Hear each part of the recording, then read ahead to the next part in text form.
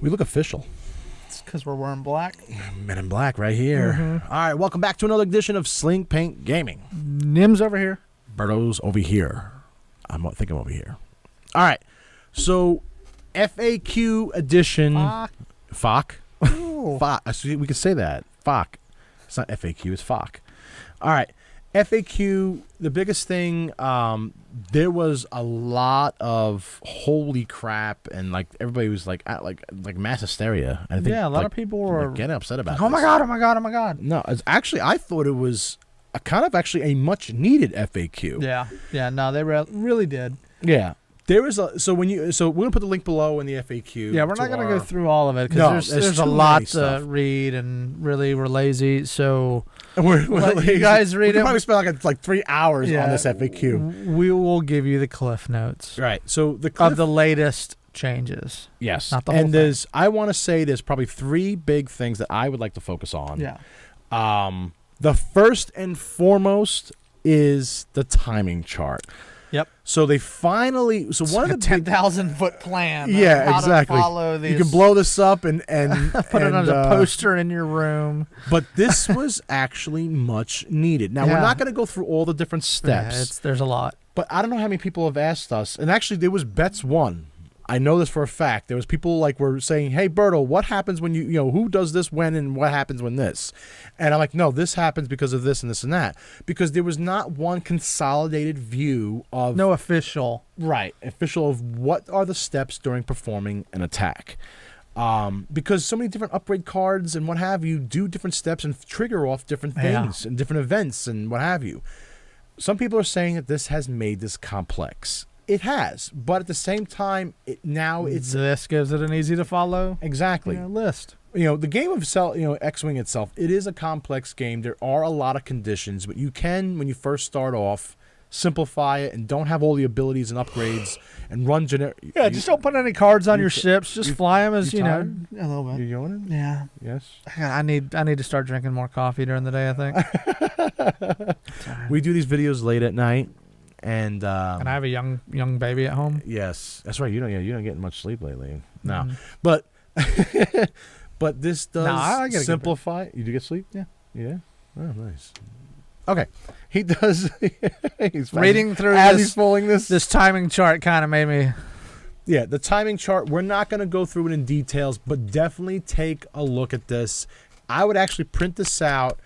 A lot of you are going to know these steps. It's very straightforward. And a lot of it is in the original core manuals and books when you're learning how to play the game. Yeah, again, this just lays it out. Declare a target, a bunch of stuff. Roll attack dice, a bunch of stuff.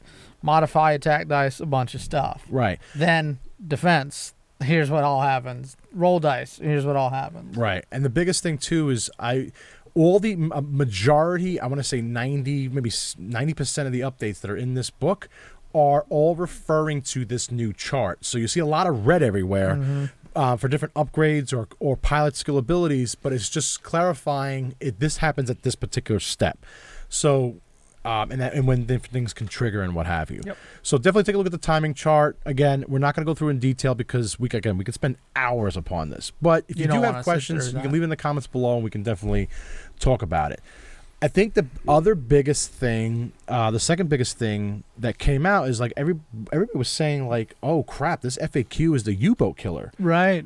So everybody knows the Triple Jump Masters, which is a very powerful list that a lot of people have been playing, which is 3 Jump Masters, and usually a lot of the Jump Master combinations would have a particular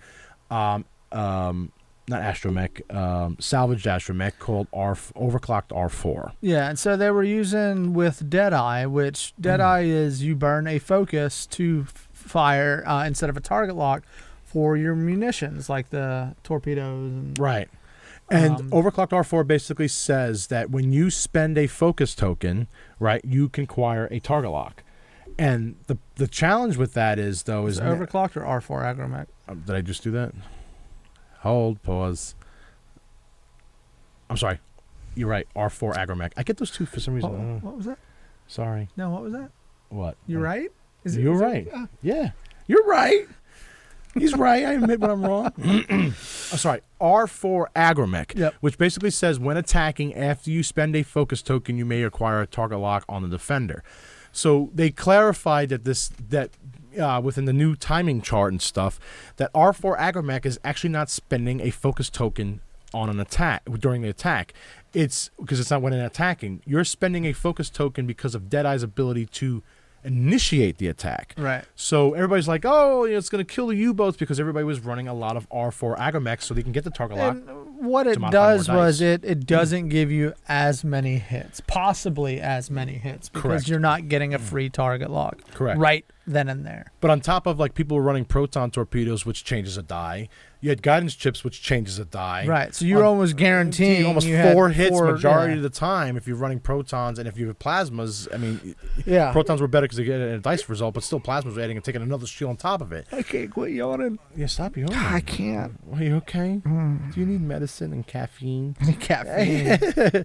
So R4 Agromech is the probably biggest change, but I am a true believer it's not a U-boat killer. It's only a U-boat killer for people who are heavily reliant on that That R4 Free Agromech. hit. But You know what I mean? doesn't K4 security droid also, if you do a green maneuver, allow you to acquire a target lock? Yeah. So you can actually still use there's K4 different security ways to do around it, it, right? yeah. So it's not a U-boat killer. You're still going to see triple jump masters. It's not as easy. Yes. Yeah, because R4, because I think that was the biggest thing is everybody says R1 attacking. Well, I spent the focus token. I get the free target lock. No, it's not. So that's what this was clearing up. I don't think it's a U-boat killer. You probably, like I said, I think you're gonna see more K4 security droids, which I've been seeing. A lot of people have been running a lot of jump masters instead of Trying to modify it a little bit. Yeah, just to get it in. The other big change in this was the infamous gunk.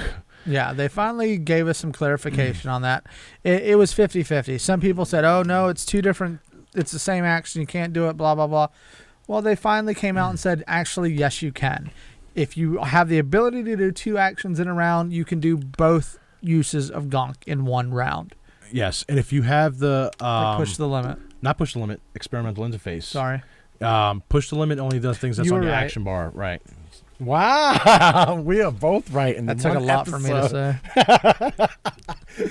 So one of the biggest things, if you watch a previous version when we talked about Gunk, when he came out with, I'm trying to remember which, it was Wave 8. Mm-hmm. I forget which ship. I think it was a jump. No, was it Jump Master? Yeah, it was a Jump Master. Everybody was talking about this card, and one of the things I said, somebody was saying that it was a Fantasy Flight article and forum that says that no, it can only be used once per round. And my biggest thing was like, yeah, but it says action twice. Like if it was once per round, it would say once per round you can do either this or this. Right. So it is official with experimental interface. If you wanted to, you can do Gunk twice in 1 round. You can place the shield on this card and then do the second action and add it back to your shields. So you can do shield regen in 1 round. Yeah.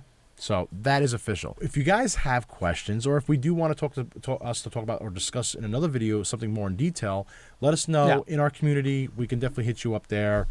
Community.slingpaint.com. And we can help you out. Yeah, and most of the recent changes are in red in this guide. So if you want to just kind of skim through and look to see what was changed, look for the text that's in red. That's going to be the most updated items. And again, a lot of it is tied to that timing chart. They just wanted to make sure that what is considered an attack, when part of the attack can you do some kind of ability. It's all there now. I'm actually kind of happy, but it does make the game seem a little bit more complex. But it was always complex. But now I think they kind of they tied up their loose ends. Right. All right. What do you guys think about the FAQ? You like it, love it, leave it. Have questions about it? Leave in the comments below. Yeah. While you're there, check us out on Facebook, facebook.com/slingpaint. As always, slingpaint.com on Instagram and Twitter and all the other fun things. Down below. Yep. And subscribe. Yep. And check out our store too. Shirts, tokens, all that fun stuff. Shirts and tokens and Speaking of flamethrowers. We've got a Gonk shirt. Go check it out. Oh, yes, we do have a Gunk shirt. Gunk you. All right. He's tired. I'm tired. Bye, guys. Thank you. See you next time.